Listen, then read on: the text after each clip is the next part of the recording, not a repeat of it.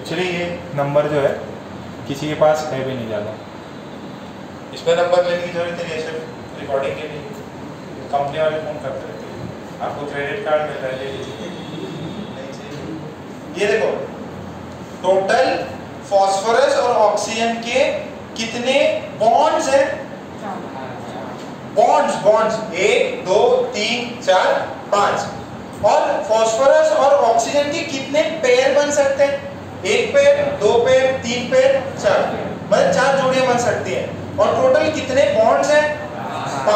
5 bonds को, और pair कितने? पेयर है 4। 5 बॉन्ड्स को 4 लोगों में डिवाइड करते रहना है।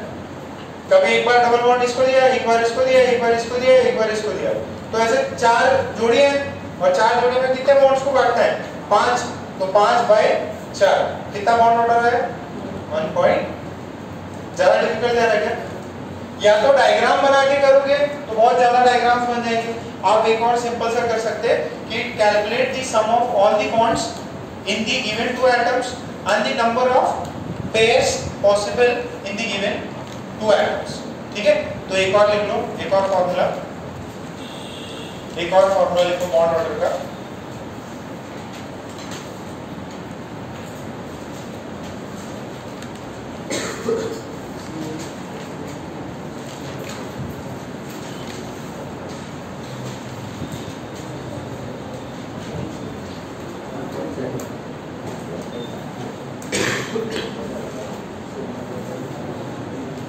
लिखो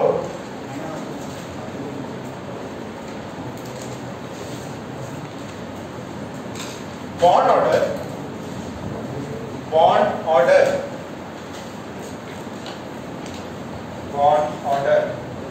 is equals to sum of all the bonds between 2 atoms divided by total number of pairs between the 2 atoms। क्या है? Sum of all the bonds between the 2 atoms upon total number of pairs between the 2 atoms। हाँ? नहीं, सबसे ज्यादा नहीं निकालना, आपको सबका वैल्यू कितना वो निकालना है। CnO4 माइनस से कितना है? 1.75 और SO4 2 माइनस 1.5 निकाले क्या? ट्राई करो, बाकी लोग ट्राई करें फटाफट।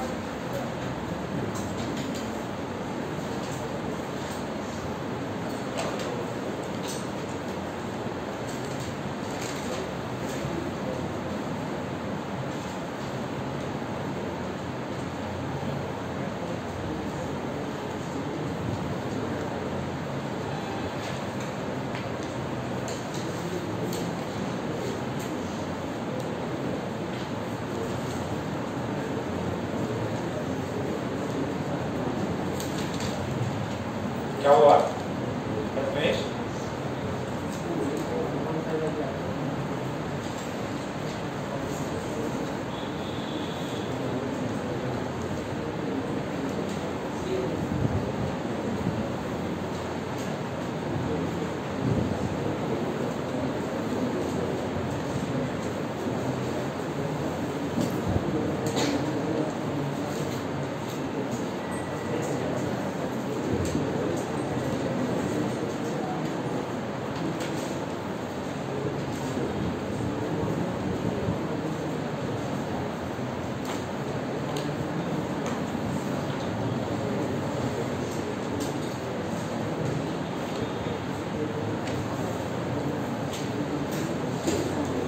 बाकी लोग निकालो फटाफट, जिनका नहीं आया ये फॉर्मूला लिख लो, एकदम सीधी सा फॉर्मूला है।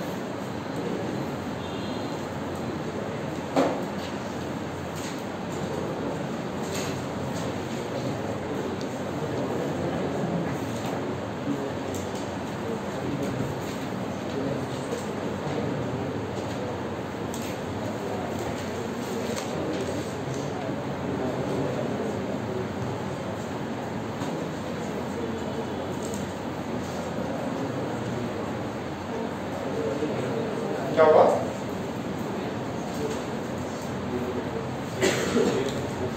इससे हाँ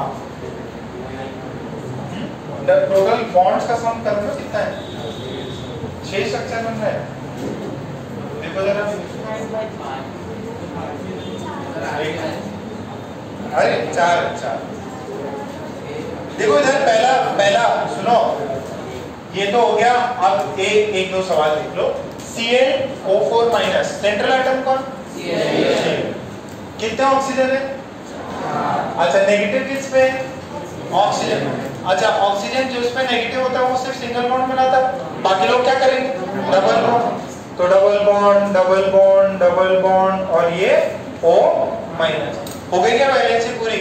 अच्छा, ये हाइपोवैलेंट है कि हाइपरवैलेंट है? क्लोरीन की देखो ना, 1 2 1 2 1 2 1 2 1 2 1 2 1 2, कितना है? हाइपरवैलेंट। अच्छा, टोटल कितने बॉन्ड्स बन रहे हैं? बॉन्ड्स कितने बन रहे हैं? 1 2 3 4 5 6 7। अच्छा, टोटल कितने पेयर है क्लोरीन और ऑक्सीजन में? 1 पेयर, 2 पेयर, 3 जोड़ी, मतलब पेयर मतलब जोड़ी। टोटल कितने? 4। कितना हुआ है? ये क्लियर है? कितना समझ में आया? 1.75। ओके, फिर एक लास्ट स्ट्रक्चर बचा है, कौन सा है? SO4 2 minus, SO4 2 minus, SO4 2 minus. कौन है? सल्फर। कौन है यहाँ पे? सल्फर। और बाकी लोग कौन है? ऑक्सीजन। तो सल्फर है, ऑक्सीजन है, कितने हैं? 4 है। तो नेगेटिव चार्ज कितने हैं? 2। तो जो नेगेटिव चार्ज है उन पे क्या आ जाएगा? Single bond. और जिन पे न्यूट्रल है उन पे क्या आएगा? Double bond. टोटल कितने हो गए? कितने हो गए बॉन्ड से? 1 2 देखो, 1 2 3 4 5 और ये 6 bond. Bond order is total bond sum of all bond 6। और कितने पेयर बन सकते हैं? 1 2, सॉरी इसको A कर लो, इसको B, इसको C और इसको D। टोटल कितना है? 4। क्या है बॉन्ड ऑर्डर? क्या निकाल सकते हो बॉन्ड ऑर्डर? कोई भी स्ट्रक्चर दिया जाए, आप ट्राई करना, बेस्ट से बेस्ट स्ट्रक्चर बना लो आप। और PO4 अपन ने निकाल ही लिया था। चलिए ठीक है, एक वैलेंस इलेक्ट्रॉन, ठीक है,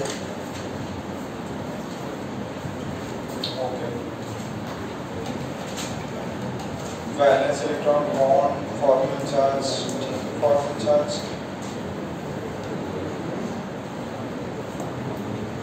ये मैंने बताया था ना, NH4 प्लस पे प्लस चार्ज किस पे रहेगा? NH4 प्लस पे नाइट्रोजन। फॉर्मल चार्ज उस पे हो गया 1, है ना? तो फॉर्मल चार्ज भी कहीं पे देखो तो वो चार्ज पूछेगा कि एटम पे चार्ज कितना। तो अपनी कौन सी थ्योरी कंप्लीट हो गई? लुईस। ये बॉन्ड ऑर्डर लिखना आ गया रेजोनेंस से। अब अपन नई थ्योरी की तरफ बढ़ते हैं, valence bond theory. Valence bond theory.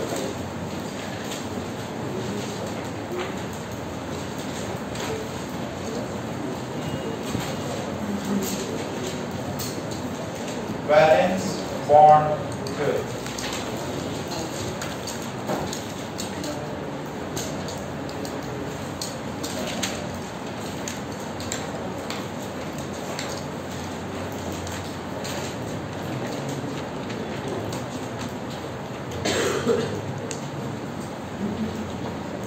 क्या हो गया?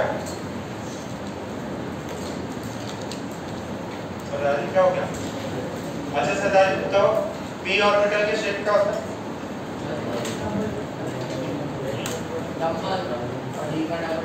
d का डबल डबल और s का स्फेरिकल और नहीं s का और f d प्लेट स्ट्रक्चर। तो वैलेंस बॉन्ड थ्योरी क्या बोलते हैं? VBT, valence bond theory. Valence bond theory. तो बेसिकली इसके अंदर जो ऑर्बिटल्स होते हैं, उसने बोला कि जो ऑर्बिटल्स होते हैं वो पार्टिसिपेट करते हैं बॉन्ड में, वो पार्टिसिपेट करते हैं बॉन्ड में। और इसने फिर स्ट्रक्चर्स और शेप के बारे में कुछ हल्का हल्का आइडिया दिया। जैसे एक s ऑर्बिटल है और एक अपने पास में कौन से p है और दूसरे कौन से d। तो ये जो ऑर्बिटल्स होते हैं उनके बीच में जब कॉम्बिनेशन होता है तब जाके बॉन्ड बनते हैं। अपन ने बताया ना एक बॉन्ड बना है, इसका एक इलेक्ट्रॉन, इसका एक इलेक्ट्रॉन। रियलिटी में वो इलेक्ट्रॉन्स कहां पे रहते हैं? ऑर्बिटल्स में। तो ऑर्बिटल्स का कॉम्बिनेशन होता है और फिर हमें क्या मिलता है? एक बॉन्ड मिलता है। तो अब इसके अपने को जो वैलेंस बॉन्ड की थ्योरी है, मतलब जो वैलेंस बॉन्ड जो है उसके स्टेटमेंट्स लिखने हैं।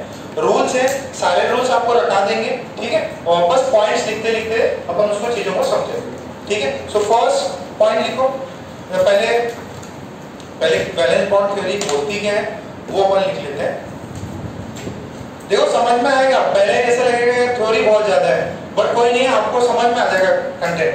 जैसे पहले ल्यूइस थ्योरी आ गई, वैसे ये भी आ जाएगा। क्या हो गया अर्जुन? हाँ, पानी डाल दिया उसने, उस पर डालो। अकॉर्डिंग टू लिखो, according to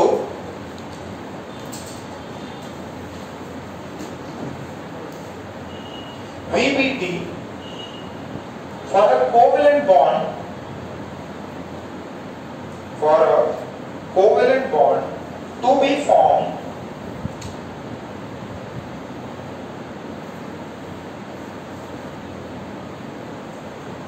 according to VBT, for a covalent bond to be formed, two atoms must come closer to each other, must come closer to each other, such that must come closer to each other such that their atomic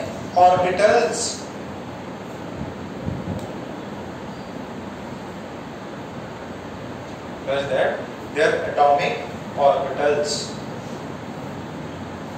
combine with each other, such that their atomic orbitals combine with each other, so that their atomic orbitals combine with each other.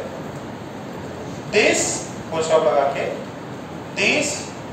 this combination of half-filled, this combination of half-filled atomic orbitals is called as overlapping, is called as overlapping of orbitals.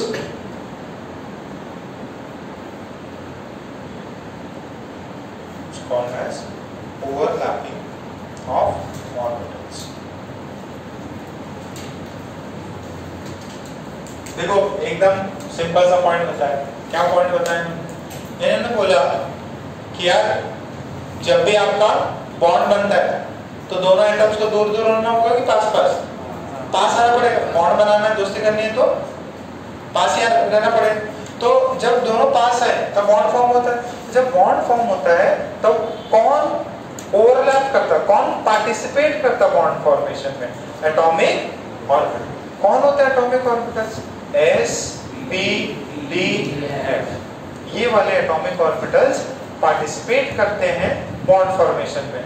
और participate कैसे करते हैं? ये दोनों एक दूसरे पे overlap करते हैं। क्या करते हैं? ओवरलैप। जैसे अपन ने ये बनाया था कि हाइड्रोजन हाइड्रोजन, ठीक है। तो अब रियलिटी में हाइड्रोजन ये बोला कि ये बॉन्डिंग हो गई, ये कॉमन बॉन्ड बना। रियलिटी में क्या है? ये s ऑर्बिटल, ये इसका s ऑर्बिटल क्या करते हैं? ये दोनों एक दूसरे से ओवरलैप करते हैं और ये ये जो इलेक्ट्रॉन है इनके बीच में शेयर होता है। ये हाइड्रोजन, ये कौन सा ऑर्बिटल है? s। तो इन दोनों के बीच में क्या होता है? ओवरलैपिंग, क्या होती है? ओवरलैप। जैसे ये दोपन और जो भी है इसको बॉन्ड बनाना है तो क्या होगा? ये दोनों एक दूसरे में ओवरलैप होंगे, ओवरलैप हुए तो क्या हुआ? Basically bond formation. ठीक है, एकदम सिंपल सा कॉन्सेप्ट है। फिर लिखो कुछ। अच्छा पी वाले देखो, पी वाले इनको क्या बोलते हैं? ओवरलैपिंग। क्या बोलते हैं इनको? ओवरलैप। दो टाइप की ओवरलैपिंग होती है, एक होती है हेड ऑन। क्या होती है? Head on. जैसे मैंने उसको टक्कर मारी बाइक वाले को, मैंने कैसे मारी? हेड ऑन मारी, वो सामने, मैं भी पीछे से निकला, डायरेक्टली हेड ऑन। बात समझ में आ रही? साइडवेज होती है। साइडवेज कैसे होती है? गाड़ी चल रही है और ऐसे वो मूवीज में नहीं लगाते क्या, गाड़ी चल रही है ऐसे घुमा के वो लोग टक्कर मारते हैं, वो टक्कर कैसे होती है? साइडवेज। पीछे से ट्रेन आया और आपकी गाड़ी को उठा ले जाए, वो क्या हो गई? Head on. हेड ऑन समझ में आ रहा है क्या? एक होती क्या? साइडवेज। तो ये वाले कैसे ओवरलैपिंग है? तो इससे हेड ऑन, इससे कौन सा बॉन्ड बनता? Sigma bond. कौन सा बॉन्ड बनता? सिग्मा। जैसे पी है और ये पी है, कौन सा ऑर्बिटल है? P orbital. जब दोनों को पास आएंगे तो क्या बनाएंगे? बॉन्ड बनाएंगे।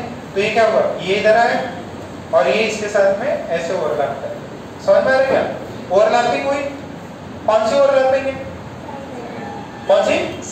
नहीं नहीं साइड, ये हेड ऑन ही। ये कौन सी ओवरलैपिंग है? Head on. तो ये अपने को एक पता चल गया, इससे बनता सिग्मा। अच्छा जैसे एच एफ बनाना है, ठीक है, इसके इसमें इलेक्ट्रॉन्स कहाँ होता है? एस में। इसमें किस में इलेक्ट्रॉन होता है? पी में। तो क्या करता है? इसका एस और इसका पी दोनों एक दूसरे के साथ आते हैं और क्या बनाएंगे? ऐसे ये कॉमन ओवरलैपिंग रीजन हो गया बॉन्ड का। ठीक है, तो इन्होंने किसका यूज किया? ऑर्बिटल्स। वैलेंस बॉन्ड थ्योरी किसका यूज करता है? अब सारे पॉइंट्स लिखेंगे। अच्छा बॉन्ड बनाने के लिए एक इंपॉर्टेंट चीज जरूरी रहती है, क्या?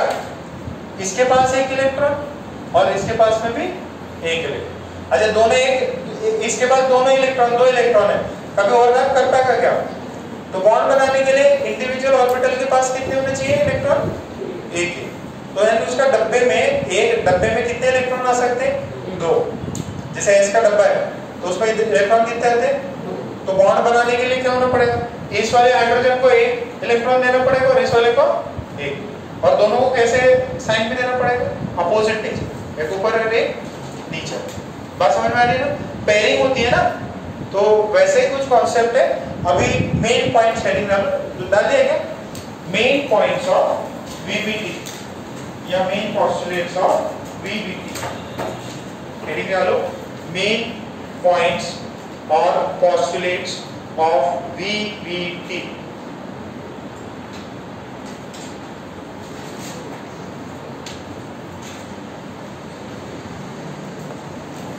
मेन पॉइंट्स, ये तो अभी आपको वापस एक एक करके वापस समझाएंगे थ्योरी के साथ दिखा के।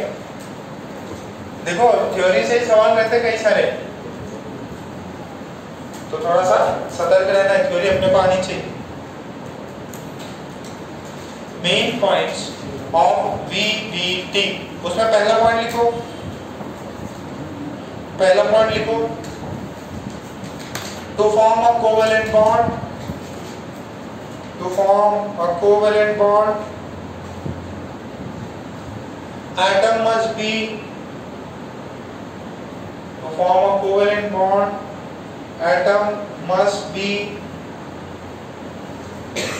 atom must be sufficiently close to each other, atom must be sufficiently close to each other, atom must be sufficiently close to each other, atom must be sufficiently close to each other such that they start overlapping। बच्चे खड़े हो,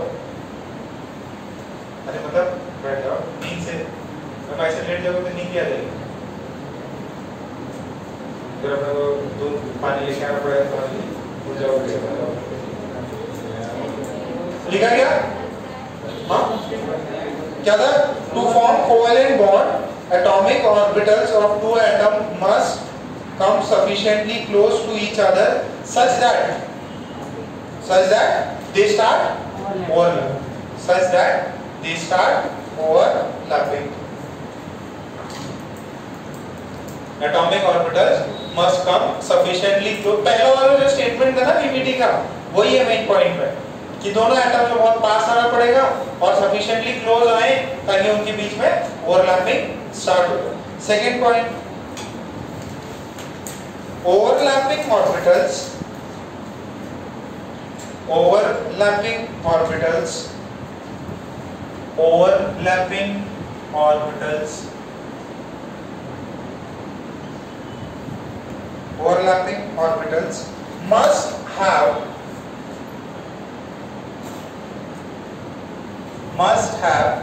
half filled nature, must have half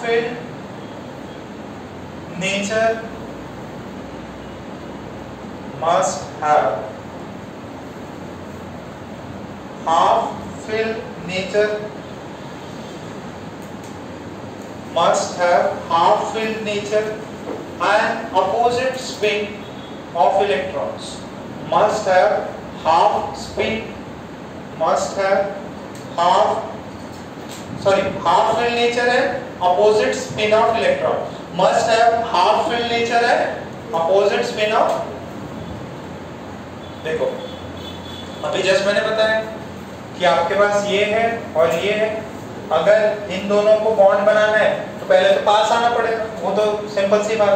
दूसरा क्या है, opposite nature, एक में electron ऊपर है दूसरे में नीचे, और दो इलेक्ट्रॉन नहीं हो सकते. कितने इलेक्ट्रॉन हो सकते से? अरे तभी तो दोनों कंबाइन करेंगे. अगर दो ही हो गया, कटोरा भर गया तो दूसरे से क्यों लेगा कुछ? तो क्या होना चाहिए? हाफ फिल्ड होना चाहिए. और दूसरा क्या होना चाहिए? अपोजिट्स. ये अपवर्ड तो ये तभी जाके बॉन्ड बनेगा. इसके अंदर भी अगर ये देख लो, ये ऊपर है और ये वाला कितना होगा? नीचे. और इसके अंदर कितना है? Half filled. मतलब कितने इलेक्ट्रॉन? सिर्फ एक इलेक्ट्रॉन. सेकंड पॉइंट सबको समझ में है. पहला पॉइंट क्या था? बॉन्ड क्लोज आने चाहिए. क्यों क्लोज आने चाहिए? ताकि ओवरलैपिंग हो सके. सेकंड क्या बोले? जो भी ओवरलैपिंग ऑर्बिटल्स हैं कैसे होने चाहिए? हाफ फील्ड और अपोजिट स्पिन के होने चाहिए. ठीक है. फिर नेक्स्ट लिखो, थर्ड पॉइंट लिखो, for coordinate bond, for coordinate bond, for coordinate bond to be formed, for coordinate bond to be formed, empty orbital, for coordinate, पहले पॉइंट लिखो, for coordinate bond to be formed, empty orbital of one atom, empty orbital of one atom must overlap with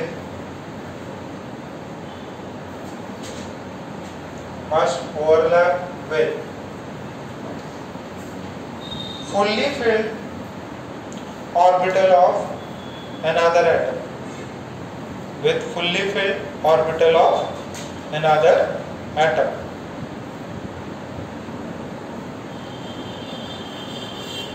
With fully filled. देखो coordinate bond में क्या होता था? एक के पास में कटोरा होता था और दूसरा क्या करता था? पूरा लोन पेयर देता था. तो जब कोऑर्डिनेट बॉन्ड बनता, जब सिंगल बॉन्ड कोवेलेंट बॉन्ड बनता तो कितना? दोनों में सिंगल सिंगल और अपोजिट नेचर. अगर कोऑर्डिनेट बॉन्ड बन रहा है तो एक का ऑर्बिटल क्या होना चाहिए? एकदम खाली. और दूसरे के ऑर्बिटल में कितने होने चाहिए? 2 इलेक्ट्रॉन. सिंपल है क्या? पहले अपन ऐसे बनाते थे ना, ए के पास कटोरा और बी के पास में क्या था? लोन पे. वही चीज है. कौन सा पॉइंट हो गया? थर्ड. फोर्थ पॉइंट लिखो.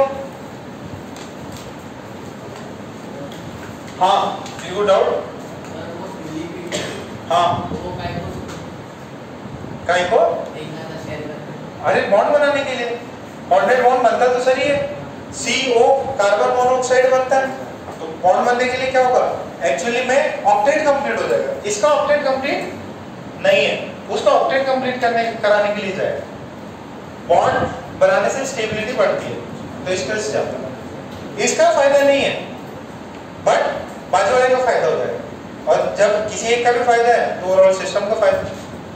तो लिखो फोर्थ पॉइंट,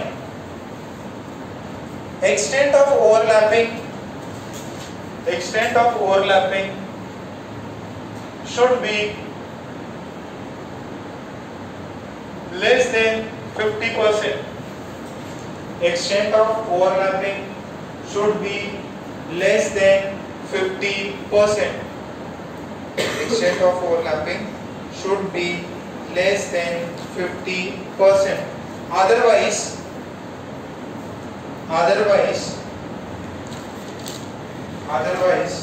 electron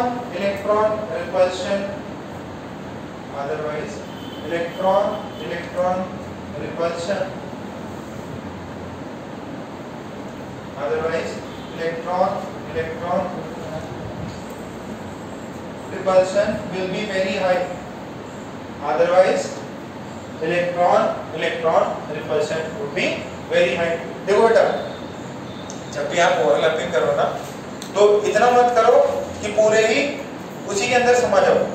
ये वाले लोग देखो ऐसे ही ओवरलैपिंग सही रहती है, और आप बोलो कि नहीं भैया ऐसे पूरे ही आ जाओ, 50% से ज्यादा हुआ ज्यादा रिपल्शन।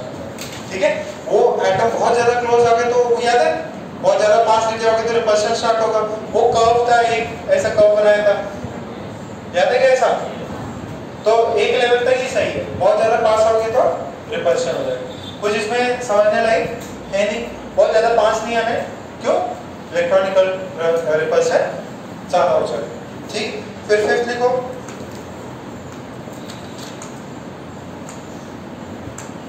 फिफ्टी % से ज्यादा नहीं होना चाहिए। ठीक है, 50% से कम होना चाहिए।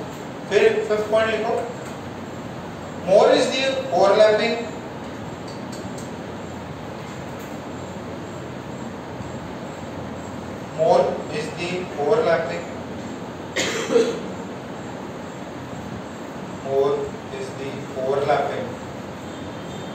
between the two orbitals. More is the overlapping between two orbitals. More will be the stability. More will be the stability of the bond. More will be the stability of the bond. More stronger will be the bond. More stronger will be the bond. More stronger will be the bond. And smaller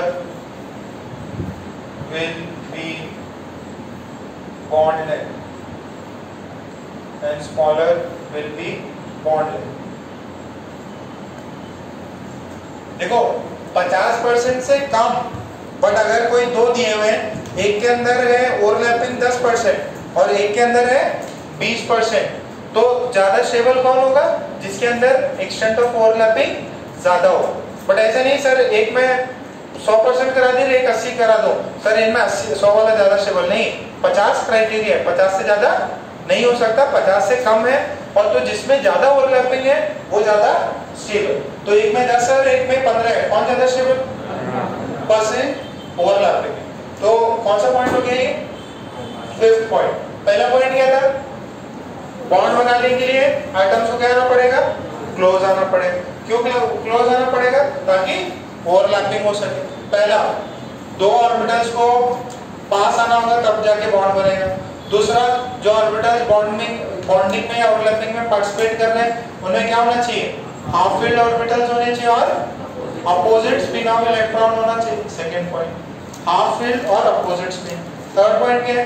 coordinate bond बनाने के लिए एक के पास में पूरी तरह से empty, दूसरा फुल्ली फिल्ड।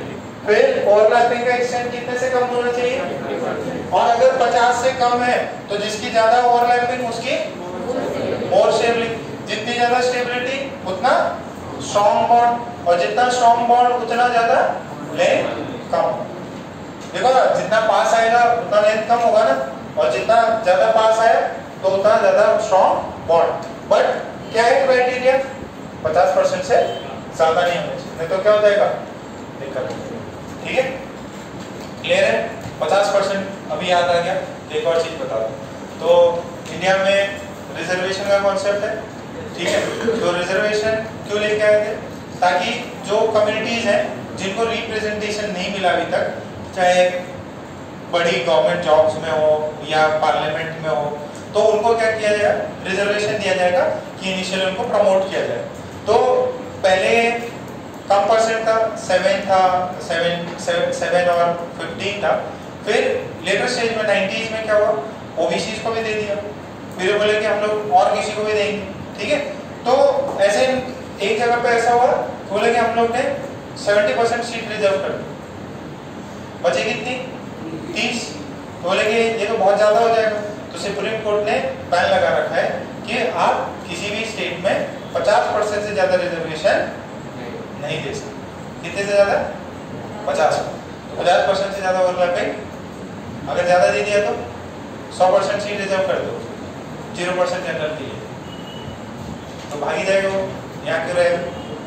तो 50% से ज्यादा ओवरलैपिंग नहीं हो सकती, ठीक है? क्या फोन अंदर रखो, अच्छा तुम्हारे पॉकेट में फिट नहीं होता, बैग में डाल दिया करो।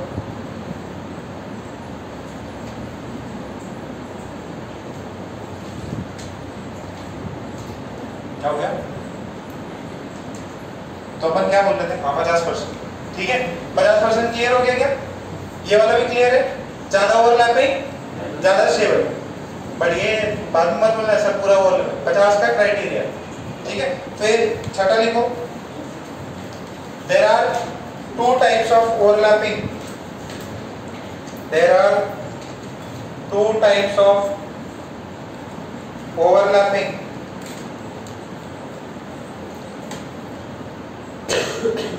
there are 2 types of, there are 2 types of overlapping। कौन सी ओवरलैपिंग? हेड ऑन ओवरलैपिंग, पहला लिखो हेड ऑन ओवरलैपिंग, और axial overlapping. Head on overlapping और axial overlapping, head on overlapping और axial overlapping. Second sideways overlapping, second sideways overlapping और parallel overlapping, sideways overlapping और parallel overlapping.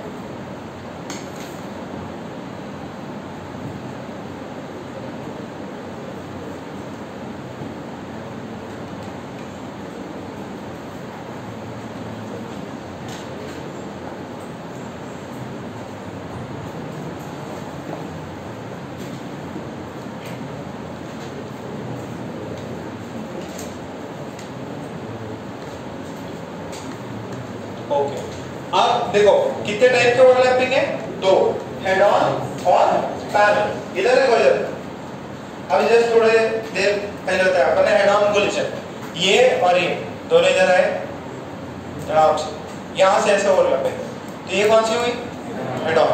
P orbital, P orbital, फिर ये दोनों एक दूसरे में ओवरलैप करके ऐसे बॉन्ड बनाते हैं। एक होती है साइडवेज, साइडवेज कैसी होगी, ऐसे जा रहे हैं, ऐसे जा रहे हैं, ऐसे, ठीक है? देखो ये इधर जा रहा है, ये साइडवेज। हेड ऑन कैसे, ये वाला, या एक ऐसे भी कर सकते हैं, ऐसे है और इन दोनों में ऐसे ओवरलैपिंग, ठीक है? तो 2 टाइप के, एक हेड ऑन और एक दूसरा क्या है, साइडवेज और पैरेलल। इसमें क्या होता है, एक्सियल। एक्सियल मतलब दोनों के एक्सिस सेम है, मान लो ये एक्स एक्सिस है, तो दोनों ने क्या किया, सेम एक्स एक्सिस पे बॉन्ड बनाया, मतलब एक्स एक्सिस पे टकराया, तो इसको बोलते हैं हेड ऑन या एक्सियल ओवरलैपिंग। कौन सी, एक्सियल ओवरलैपिंग या हेड ऑन। दूसरी कौन सी होती, साइडवेज और पैरेलल ओवरलैपिंग। पैरेलल इसको ऐसे भी समझो, जैसे ये है, तो यहाँ पे ये दोनों यहाँ जाके बॉन्ड बना लिए, बॉन्ड बना लिए, ओके। एक दूसरा क्या है, यहाँ पे ऐसे ये एक्सिस है और इस एक्सिस से ये वाले ऑर्बिटल्स ऐसे, एक यहाँ पे बॉन्ड बना और नीचे वाला और ये नीचे वाला ओवरलैप किया। तो इसके डायग्राम्स अपन बनाएंगे तब आपको क्लियर हो जाएगा। कितने टाइप के? 2 टाइप। कौन से? हेड ऑन और एक्सियल। क्या 6 चीजें समझ में आ गई? रट गए सबको? समझो, सुनाओ जरा पहले तो। हाँ हाँ, opposite spin, opposite spin. Coordinate bond के लिए क्या होगा? एक वेकेंट, दूसरा बुलेट। फिर ओवरलैपिंग कितने परसेंट से कम? फिर जितना ज्यादा ओवरलैपिंग उतना ज्यादा बॉन्ड स्ट्रेंथ, उतना ज्यादा बॉन्ड स्टेबिलिटी, उतना कम बॉन्ड लेंथ। फिर 6 वाला कितना? 2 टाइप के ओवरलैपिंग होते हैं। कौन सी? हेड ऑन है साइड। कितनी होती? हेड ऑन है साइड। हेड ऑन का दूसरा नाम और साइड में इसका। ठीक है क्या? इतना चीज क्लियर हो? फिर एक चीज और लिखो, 7 पॉइंट, इसको रख लेना भाई। 7 पॉइंट लिखो, 7 पॉइंट। ये मिटा रहा हूं मैं।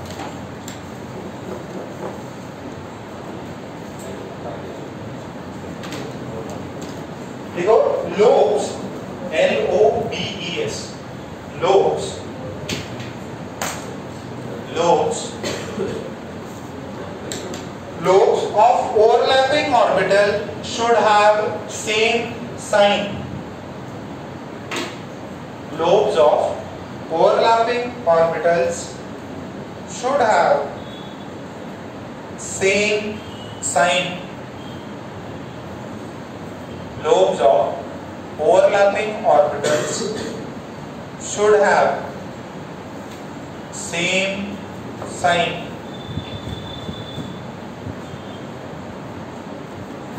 Lobes of overlapping orbitals should have same sign.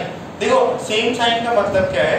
देखो आपने वेव एटॉमिक स्ट्रक्चर में वेव नेचर पढ़ा है। वेव नेचर में एक अपन श्रोडिंगर वेव इक्वेशन की बात करते हैं। श्रोडिंगर वेव फंक्शन किससे रिप्रेजेंट करते हैं? साइन से। तो ये ऐसा एक वेव है। क्या है ये? ऐसा वेव है। तो वेव में क्या होता है कि जो ऑर्बिटल्स होते हैं उनके साइन होते हैं पॉजिटिव और नेगेटिव। तो जब आपकी ओवरलैपिंग हो तो positive sign of orbital should overlap with positive sign, या नेगेटिव साइन ओवरलैप करना चाहिए नेगेटिव साइन के साथ में। नेगेटिव साइन मतलब जैसे ये है, इसको बोल दिया पॉजिटिव, इसको बोल दिया पॉजिटिव, तो ये दोनों ओवरलैप करके बॉन्ड बना देंगे। या ये वाला नेगेटिव है तो इसको भी नेगेटिव होना चाहिए। ठीक है, दोनों को क्या होना चाहिए? साइन है। ये स्पिन की बात नहीं कर रहा। क्या है ये? साइन। ये वेव फंक्शन में आता है। किसमें आता है? Wave function. आपको बस इतना याद रखना है, दोनों जो ऑर्बिटल्स कंबाइन हुए हैं उनके साइन क्या होने चाहिए? सेम। ठीक है, तो एक हो सकता है positive sign overlapping, positive sign overlapping से बॉन्ड बन सकता है। तो क्या होगा? इसका भी यहाँ से क्या होगा? इसका एक नेगेटिव और ये पॉजिटिव, दूसरे वाले का भी क्या आना चाहिए? यहाँ से एक पॉजिटिव दूसरा नेगेटिव, एंड ये वाले बॉन्ड जो है क्या बना लेंगे? दोनों एक दूसरे से बॉन्ड बना लेंगे। ठीक है, तो साइन क्या होने चाहिए दोनों के? सेम। तो इसमें यहाँ ये थोड़ा सा वेव फंक्शन है ऐसा, ताकि आपको याद रहे।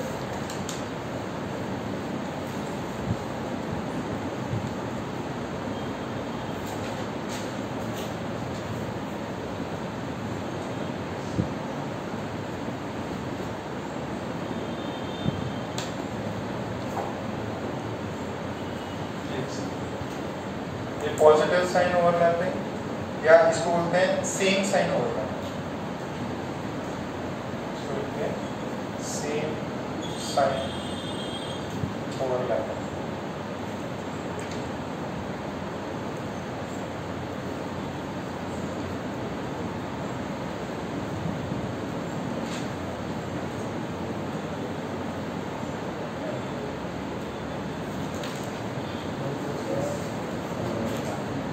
बात नहीं कौन कर रहा? क्या हो गया दिव्या? बता रहे उसको समझ में आया? ये थोड़ा सा डिफरेंट है कि इसमें 3D वेव स्ट्रक्चर है। ये इलेक्ट्रॉन ने ऐसा प्लस और नेगेटिव साइन वो नहीं है, this is for 3D waves. ये 3D वेव्स में प्लस साइन नेगेटिव साइन होता है, उसके लिए बना है ना। प्लस प्लस मिलना चाहिए, प्लस प्लस के साथ में और नेगेटिव नेगेटिव के साथ, तो सेम साइन ओवरलैपिंग करना चाहिए। क्या होनी चाहिए? सेम साइन ओवरलैपिंग होनी चाहिए। बॉन्ड फॉर्मेशन होता है इससे। अगर दूसरा एक और होता है जीरो ओवरलैपिंग। जीरो ओवरलैपिंग में क्या होता है? देखो जरा, जीरो ओवरलैपिंग में क्या होगा? एक प्लस होगा और ये सेम टाइम पे क्या कर रहा होगा? एक प्लस के साथ में और एक नेगेटिव के साथ में ऐसे ओवरलैप कर रहा होगा। ये क्या होता है? प्लस, ये कितना है? प्लस और नेगेटिव दोनों साइन होते हैं इसके अंदर, दोनों के साथ में कोलाइड करता है, तो इसके अंदर क्या होता है?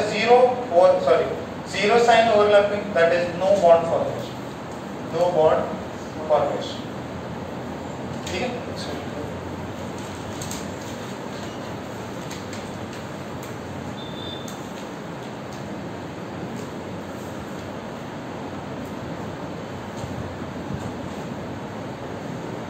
प्लस साइन है, जीरो ओवरलैपिंग है, जीरो ओवरलैपिंग है, no bond formation when plus orbital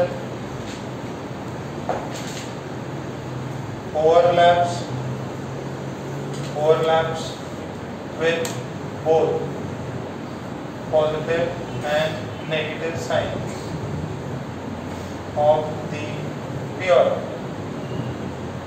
negative or negative sign of the p orbital। फिर एक होता है नो ओवरलैपिंग। किसी किसी में क्या होता है? ओवरलैपिंग हो ही नहीं सकती, जैसे कौन? p x and p y में कभी ओवरलैपिंग नहीं हो सकती। p x और p y में ओवरलैपिंग पॉसिबल नहीं।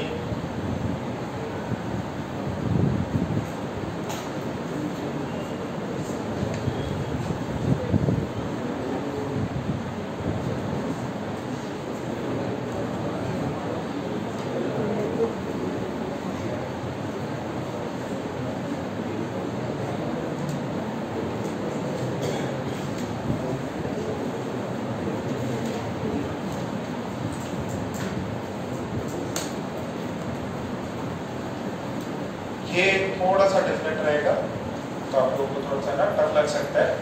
ये सेम साइन वाला है, ठीक है, सेम साइन वाले ओवरलैप करते हैं। कौन सा पॉइंट हो गया ये? 7। फिर 8 पॉइंट लिखो। More closer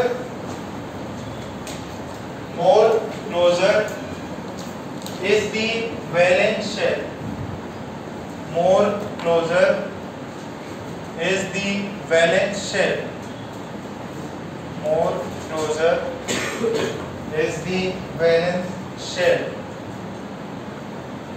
more closer is the valence shell to the nucleus, more closer is the valence shell to the nucleus, more will be the extent of overlapping, more will be the extent of overlapping,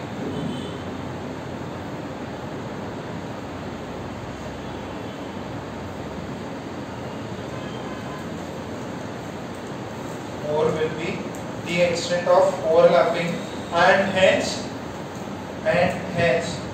more stronger will be, and hence more stronger, and hence more stronger will be the bond form, and hence more stronger will be, and hence more stronger will be the bond form, and hence more stronger will be the bond form, and hence more stronger will be the bond form.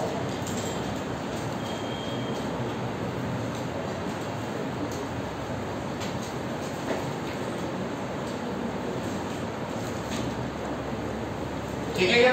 तो इसमें ये point क्या बोल रहा कि जो आपके bonds बन रहे हैं वो वैलेंस शेल जितना न्यूक्लियस के पास होगा उतना ज्यादा बढ़िया बॉन्ड बनेगा कंपेयर टू जो दूर बनता। क्यों? क्योंकि जो पास बनेगा न्यूक्लियस पास में ज्यादा अट्रैक्शन करेगा। तो 1 और 1 में बॉन्ड स्ट्रॉन्ग होता है कंपेयर टू सेकेंड ऑर्बिटल में, कंपेयर टू 3 और 3, कंपेयर टू 4 और 4। ठीक है? या ऐसे बोले 1 का ज्यादा होगा कंपेयर टू 1 और 2 से, ज्यादा होगा 2 और 2 से, या ज्यादा होगा 2 और 3 से। जितना न्यूक्लियस के पास वाला वैलेंस शेल होगा उतना ज्यादा बेटर क्या होगा आपका बॉन्ड स्ट्रॉन्ग। ठीक है? ये कॉपी कर, ये वाला लिख लो। 1 और 1 ज्यादा होगा कंपेयर टू 1 और 2 शेल से ही। कौन से है? Shell number. This is bond energy या बॉन्ड स्ट्रेंथ, बॉन्ड एनर्जी और bond strength.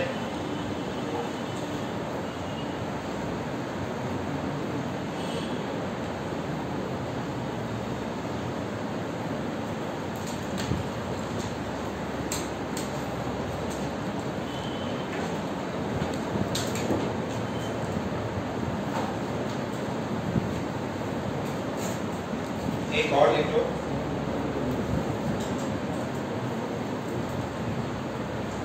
between two subshells, between two subshells of same, between two subshells of same shell, more is the directional nature, more is the directional nature, more is the directional nature, more is the directional nature, more will be the extent of overlapping, more is the directional nature, more will be the extent of overlapping, more will be the extent of overlapping, more will be the extent of overlapping। देखो अगर मान लीजिए 2 और 2 में ही बन रहा, second इस वाले का भी सेकेंड शेल का वैलेंस शेल है और इसमें भी सेकेंड शेल्स है, तो अब किसमें सबसे ज्यादा बढ़िया बॉन्ड बनेगा? तो देखो अगर सबसे ज्यादा डायरेक्शनल नेचर किसका होता है? पी वाले का। पी वाले का क्या होता है? सबसे ज्यादा डायरेक्शन। सर डायरेक्शनल ज्यादा क्यों है उसका? देखो पी में जो इलेक्ट्रॉन्स है या तो वो एक्स में होगा, वाई में होगा या जेड। 3 ऑर्बिटल होते हैं ना, पी एक्स, पी वाई और पी जेड। और एस ऑर्बिटल क्या होता है? गोला होता है जो एक्स में भी है, वाई में भी और किसमें? जेड में भी है। तो एस इसका सबसे वीक होता है, ज्यादा स्ट्रॉन्ग किसका होता है? एस और पी का। एस और पी से भी ज्यादा स्ट्रॉन्ग किसका? पी का। क्यों? Directional nature. डायरेक्शनल मतलब एक डायरेक्शन में ज्यादा इलेक्ट्रॉन्स कौन लेके आ रहा है? पी वाला। ये पीएक्स है, पीएक्स है, ये एक पीएक्स है और एक में क्या है? ये तीनों डायरेक्शंस में। यहाँ पे दोनों ही तीनों डायरेक्शंस में, तो डायरेक्शनल नेचर सेम होना चाहिए। ये कब? जब आपका ये वाला चीज सेम हो। या तो आप ओवरलैपिंग करा रहे हो 2s 2s से, ये 2s 2p से, और ये वाला 2p 2p। सबसे बढ़िया बॉन्ड कौन बनाएगा? 2p 2p। सबसे बढ़िया कौन बनाएगा? 2p 2p। फिर कौन? 2s 2p। फिर कौन? 2s 2s। क्लियर है क्या? पक्का? ये चमका रहा बहुत? ओके। अब ये लिख लो, उसमें नीचे ये भी लिख लेना, P is more directional than S. P is more directional than S.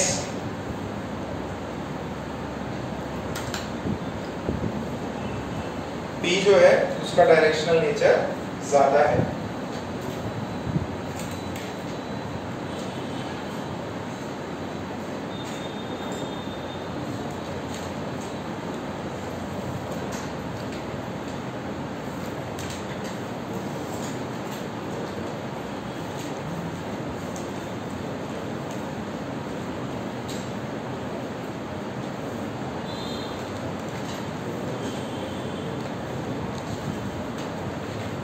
ठीक है क्या?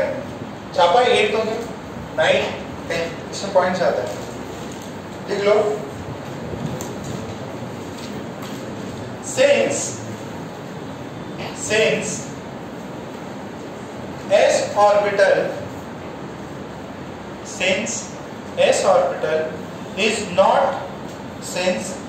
orbital is not directional in nature, since s orbital is not directional in nature, since s orbital is not directional in nature, it can undergo only head-on overlapping. It can undergo only head-on overlapping. While P and D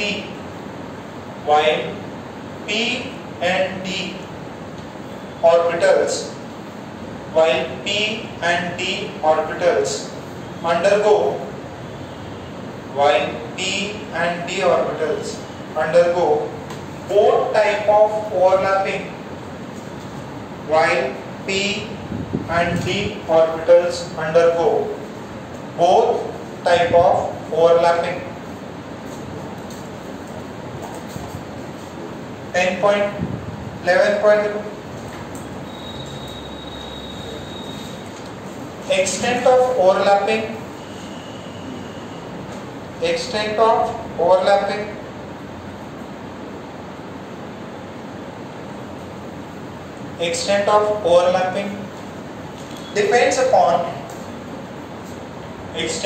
overlapping depends upon the type of orbital.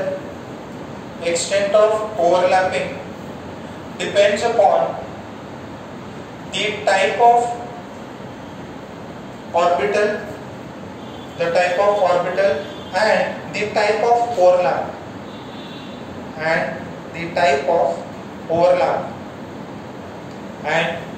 of overlap,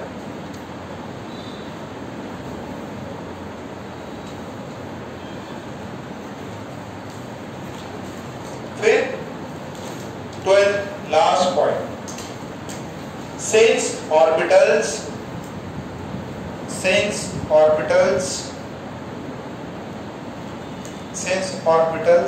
are directional in nature, since orbitals are directional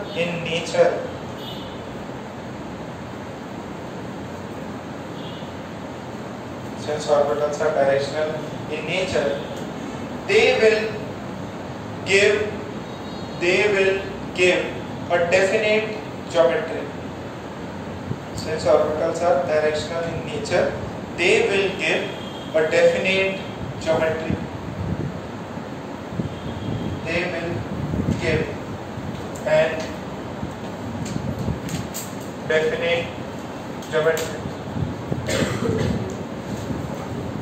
देखो एक बार वापस समझा देते हैं, extent of overlapping और ये geometry. देखो मैंने बताया, ध्यान से सुनना, डायरेक्शनल नॉन डायरेक्शनल। ये जो एस ऑर्बिटल होता है ये कौन से डायरेक्शन में होता है बेटा? एक्स में भी है, वाई में भी है और जेड में, तो इन तीनों डायरेक्शन में, तो इसको बोलेंगे नॉन डायरेक्शनल। तो अब तीनों में ही हो तो आपकी कोई भी डायरेक्शन नहीं, ठीक है। अच्छा ये वाले क्या है? px कौन से डायरेक्शन में? x में। एक अपने पास में py बन सकता है और एक क्या बन सकता है? pz बन सकता है। pz कैसा हो? ऐसा हो। अच्छा कौन से डायरेक्शनल होते हैं? px py pz p वाले होते हैं और d वाले। d में भी देखो क्या होता है? dx² - y², किया था ना ये सब, तो उसके अंदर भी क्या होते हैं? डायरेक्शनल होते हैं। वो एक्सिस पे, ये क्या है? तीनों पे, तो नॉन डायरेक्शनल। तो ये जो है ना, ये सिर्फ और सिर्फ हेड ऑन कोलाइड कर सकता है। क्या कर सकता है? Head on. अब इसमें क्या पैरेलल, क्या हेड ऑन? ये तो है ही एकदम छोटा सा कॉलम, तो ये कैसा है? सिर्फ हेड ऑन। इसका पोजीशन कैसा है? Head on. इनमें क्या हो सकता है? इनमें हेड ऑन भी हो सकता है और पैरेलल। जैसे ये है, तो ये लोग हैं ऐसे भी आके सकते हैं, तो यहाँ पे हेड ऑन भी पॉसिबल है और पैरेलल। तो ये लोग सिग्मा बॉन्ड भी बना सकते हैं और पाई बॉन्ड भी बना सकते हैं, बट जहाँ पे s ऑर्बिटल है वो क्या बनाएगा, सिर्फ और सिर्फ। Why? Because s is non directional, it will form only head on, और हेड ऑन सिर्फ और सिर्फ सिग्मा बॉन्ड बनाता है। ये लोग क्या है, डायरेक्शनल है, तो हेड ऑन भी शो कर सकते हैं और साइडवेज या पैरेलल भी शो कर सकते हैं, तो इनमें क्या है, दोनों बॉन्ड बन सकते हैं। फिर एक्सटेंट ऑफ ओवरलैपिंग, क्या बताया था एक्सटेंट ऑफ ओवरलैपिंग में? हाँ, किस पे, आपका कितना ज्यादा एक्सटेंट ऑफ ओवरलैपिंग हो, कितना ज्यादा ओवरलैपिंग होगा वो डिपेंड करता है कि आपका ऑर्बिटल कौन सा है। ऑर्बिटल मतलब एस पी, और दूसरा क्या है, कौन सा, type of overlapping. Type of overlapping में कौन होती है, एक हेड ऑन होता है और दूसरा साइड, बस इतना से। और फिर ज्योमेट्री कौन होता, क्योंकि इनका डायरेक्शनल नेचर होता तो इनके डेफिनेट ज्योमेट्री होती। डायरेक्शनल मतलब यार ये x में ये y में, तो जो बॉन्ड बनेंगे वो x और y में बनेंगे, तो ये क्या है, डायरेक्शन पता चल गई बॉन्ड्स की, डायरेक्शन बॉन्ड्स की पता चल गई, तो इनकी ज्योमेट्री रहेगी। इनकी क्या होगी, डेफिनेट ज्योमेट्री होगी। क्या है वो लीनियर स्ट्रक्चर तो नहीं है, लीनियर है कि ट्रायगोनल, प्लेनर है, कैसा स्ट्रक्चर है, इसके वजह से डायरेक्शन। वापस देखो, डायरेक्शनल नेचर, H वाला नॉन डायरेक्शनल, P और D क्या है, डायरेक्शनल, तो ये दोनों टाइप की ओवरलैपिंग शो करते हैं। ये क्या करता है, सिर्फ एक, कौन सी, हेड ऑन। ये दोनों क्या करते हैं, हेड ऑन और पैरेलल या साइडवेज ओवरलैपिंग शो करते हैं। जो भी आपका ओवरलैपिंग होगा वो दो फैक्टर पे डिपेंड करता है। किससे, पहले तो कौन सी ओवरलैपिंग हो रही, और दूसरा कौन सा ऑर्बिटल जा रहा है। कौन सी ओवरलैपिंग, हेड ऑन या साइड। कौन सी ज्यादा खतरनाक होती है, स्ट्रॉन्ग होती है, हेड ऑन। कौन सी ज्यादा खतरनाक होती है, ज्यादा हेड ऑन टक्कर हुई, ठीक है, हेड ऑन टक्कर हुई, एक्सीडेंट और भयंकर वाला ऑन द स्पॉट, ठीक है, कुछ आगे नहीं करना है, ऑन द स्पॉट काम तमाम हो सकता है। तो हेड ऑन सिग्मा बॉन्ड बनता, स्ट्रॉन्ग बॉन्ड बनता, साइडवेज में पाई बॉन्ड बनता, और ज्योमेट्री, ठीक है। एक बार वापस रिवाइज करो, ज्यादा पॉइंट दिखा दिए, बहुत ज्यादा थ्योरी है इसके अंदर, एकदम पॉइंट याद कर लो, आप रट लेंगे, हम उसको अच्छे से याद रखेंगे। अरे इसमें बेटा डायरेक्ट ना क्वेश्चन आते थ्योरी पे,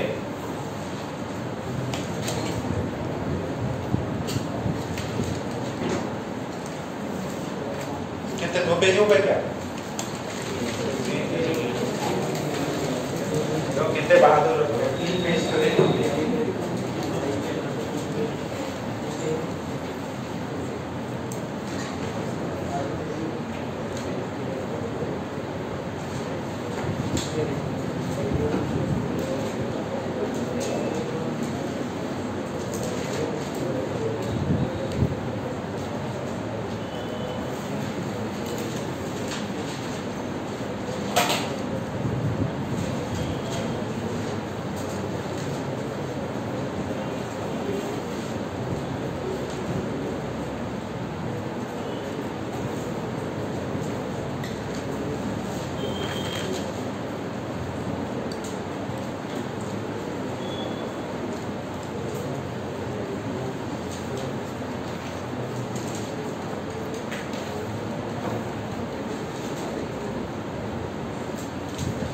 रट लो सारे पॉइंट्स।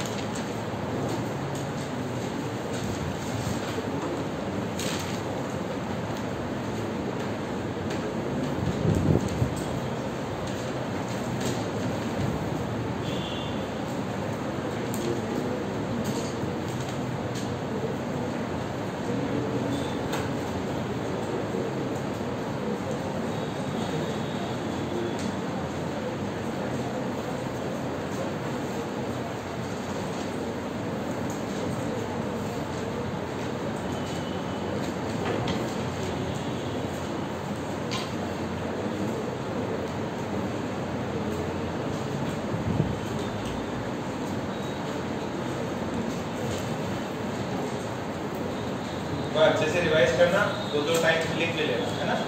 रिवाइज करो, घर से होमवर्क में भी है, इस थ्योरी को दो बार लिख लेना, पॉइंट्स बना के लिखना।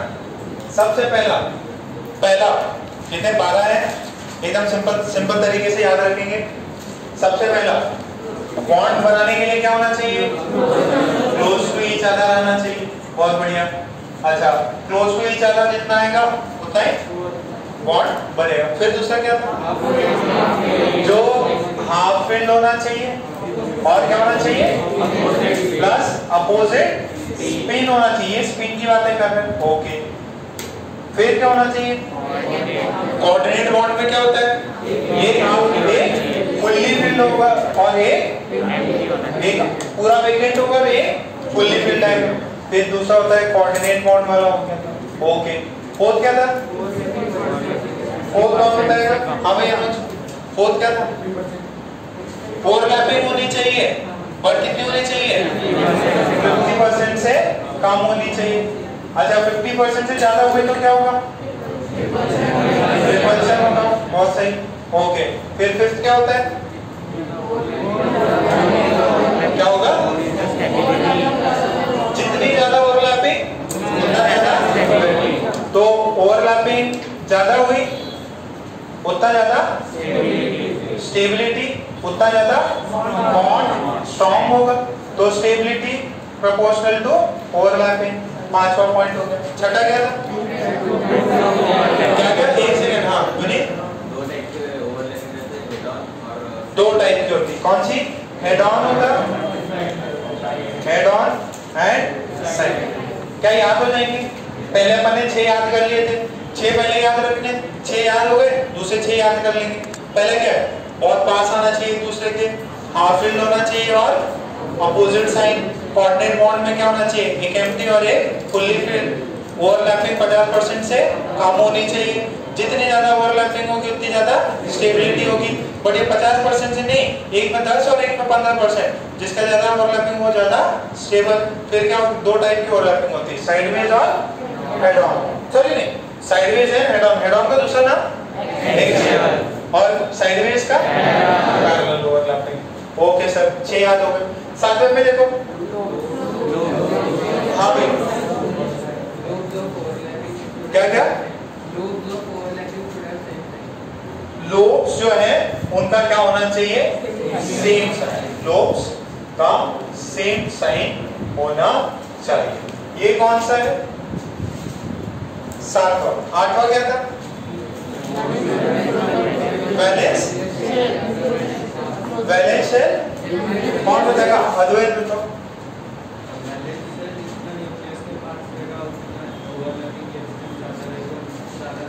जितना ज्यादा वैलेंस शेल न्यूक्लियस के पास होगा उतना ज्यादा क्लोजर द वैलेंस शेल, जितना वैलेंस शेल क्लोज होगा उतना क्या होगा, जितना ज्यादा वैलेंस शेल क्लोजर होगा उतना बढ़िया ओवरलैपिंग, स्टेबिलिटी ज्यादा होगी, overlapping more stronger will be the bond. Closer the valence shell, stronger is the bond, stronger is the bond. Okay, ये हो गया। जैसे 1-1 ज्यादा स्टेबल है कंपेयर टू 1-2 ज्यादा स्टेबल है 2। ये 8वां। 9वां क्या था, क्या था, जितना डायरेक्शनल नेचर होगा उतना ओवरलैपिंग सही। एसएस की कम होती कंपेयर टू एसपी, ज्यादा किसकी होती, PP directional, sorry P orbital directional होता, एस क्या होता, ये दिखा दिया था अपन ने। एस जो है वो क्या है, नॉन डायरेक्शनल, और पी और डी क्या है, directional. P and D R directional. ये क्लियर है क्या। फिर दूसरा क्या है, अच्छा ये पी नॉन डायरेक्शनल है तो ये कैसा कोलिजन शो करता, हेड ऑन, और ये दोनों head on and head on and side दोनों शो कर सकता है। 11वें में क्या था, एक्सटेंट ऑफ ओवरलैपिंग दो पे डिपेंड करती, कौन सी ओवरलैपिंग हुई और type of overlapping and type of overlapping. फिर कौन सा है, ज्योमेट्री, जो डायरेक्शनल ऑर्बिटल्स है उनकी डेफिनेट ज्योमेट्री। 12 पॉइंट्स है, पहले 6 तो हट गए होंगे, ये वाला वापस देख लो। लोब जो है उनके क्या होने चाहिए, सेम साइन, और जितना वैलेंशियल न्यूक्लियस के क्लोजर होगा उतना बढ़िया बॉन्ड स्ट्रॉन्ग होगा। तो 1-1 में ज्यादा strong compare to 1-2 compare to 2-2। फिर क्या होता है, जितना जो शेल होता है डायरेक्शनल वो उतना बढ़िया क्या करता है, बॉन्ड ओवरलैप करता है। जितना ज्यादा डायरेक्शनल नेचर होगा उतना बढ़िया ओवरलैपिंग होगा। किसकी ओवरलैपिंग ज्यादा है, डीपी कंपेयर टू एसपी, सबसे लीस्ट। और जो डायरेक्शनल है, सॉरी नॉन डायरेक्शनल कौन है, एस, वो कौन सा पोजीशन करता है, हेड ऑन, यानी सिग्मा बॉन्ड बनाता है। ये क्या करता है, दोनों शो करता है। तो ये क्या बनाता है, सिग्मा बी और पाई। फिर दूसरा क्या है, एक्सटेंड ऑफ ओवरलैप, दो पे डिपेंड करते हैं, कौन से, type of orbital and type of overlap. फिर डेफिनेट ज्योमेट्री। क्या सबको याद हो जाएगा, कितनी बार लिखना है, फिर अपन हेड ऑन, कोलिजन और ये सब पढ़ेंगे। इसके क्वेश्चन नेक्स्ट क्लास में है ना। और इसमें होमवर्क, और इसमें कुछ दिया था क्या, बुकलेट निकालो जरा, कुछ होमवर्क दे सकते हैं इसमें। अरे इसका क्वेश्चन बैंक दे दिया ना मैंने, केमिकल बॉन्डिंग का क्वेश्चन बैंक इलेक्ट्रोवायलेंट करके। अभी आप क्या कर सकते हैं इसमें, देखो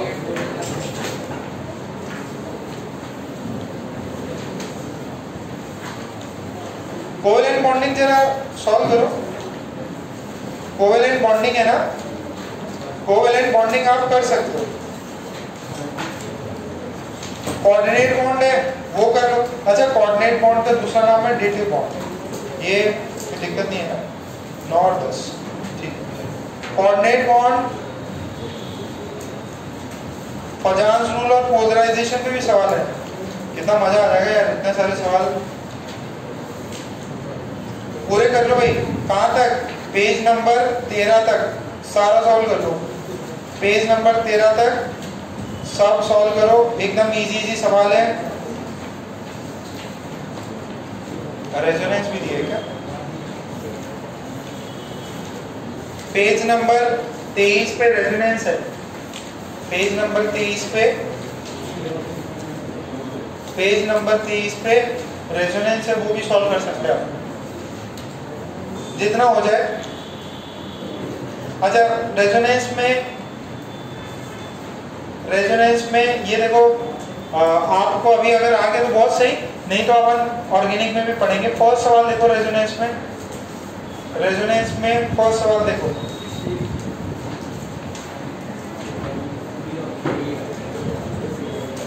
कौन सा सही स्ट्रक्चर नहीं है, क्यों नहीं है, कार्बन के कितने हैं, 5 बॉन्ड बना दिए उसने, तो पॉसिबल ही नहीं। मतलब देखो कितने चिंती सवाल आते हैं केमिस्ट्री में, और ये भी किसी एग्जाम का सवाल है। अच्छा, दूसरा देखो, रेजोनेंस इज ड्यू टू, ये नहीं पता ना आपको, जो पाई इलेक्ट्रॉन्स होते हैं, पाई बॉन्ड होता है, वो घूमता फिरता रहता है, कभी डबल बॉन्ड इससे बनाएगा, कभी इससे बनाएगा। तो डबल बॉन्ड को क्या बोलते हैं, पाई बॉन्ड। सिंगल बॉन्ड को क्या बोलते हैं, सिग्मा बॉन्ड। तो किसका डीलोकलाइजेशन हो रहा है, पाई बॉन्ड्स का।